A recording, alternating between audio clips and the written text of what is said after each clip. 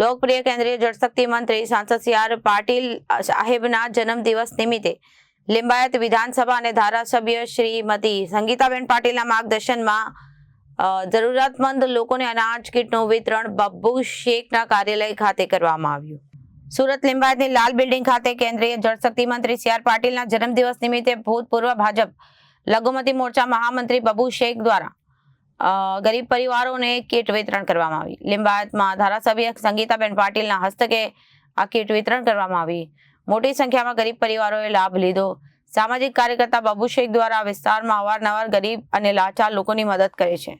500 થી વધુ કીટોનું વિતરણ કરાયું હતું. આવનારા દિવસોમાં અલગ અલગ વિસ્તારોમાં વધુ કીટ અને ગરીબ જરૂરિયાતમંદ પરિવારોને કીટ વિતરણ કરાશે.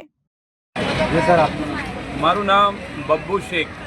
સેવા પરમ ધર્મ જેમનું ઉદ્દેશ્ય છે, જેમનું જીવન સૂત્ર છે, એવા આપણા જળશક્તિ મંત્રી અને આપણા સૌના લોકપ્રિય સાંસદ શ્રી સી.આર. પાટીલ સાહેબના જન્મદિવસ નિમિત્તે આજે અહીં જરૂરતમંદ લોકોને અનાજની કીટનું વિતરણ કરવામાં આવ્યું. આપણા સૌના લોકપ્રિય સાંસદ જળશક્તિ મંત્રી હંમેશા કહેતા હોય છે કે જન્મદિવસ હોય કે કોઈ બી ખુશીનો પ્રસંગ હોય એમને તમે જનસેવાના અર્થે મનાવો, લોકોની સેવા કરો, લોકોને વધુમાં વધુ ફાયદો થાય તેવી રીતે કાર્યક્રમનું આયોજન કર્યું.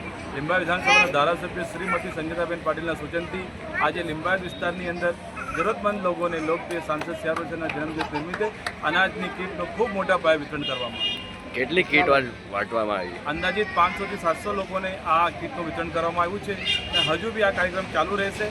આગળના દિવસોમાં બી આ કાર્યક્રમ અમે સેવાના રીતે આ કાર્યક્રમ ચાલુ રાખીશું. કીટમાં શું શું આપવામાં આવ્યું? કીટની અંદર જીવન જરૂરિયાત વસ્તુ મૂકવામાં આવી હતી.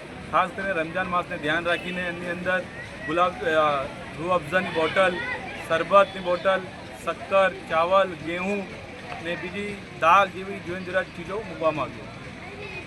Reporter Samir Sayyed, Janadesh news, Surat.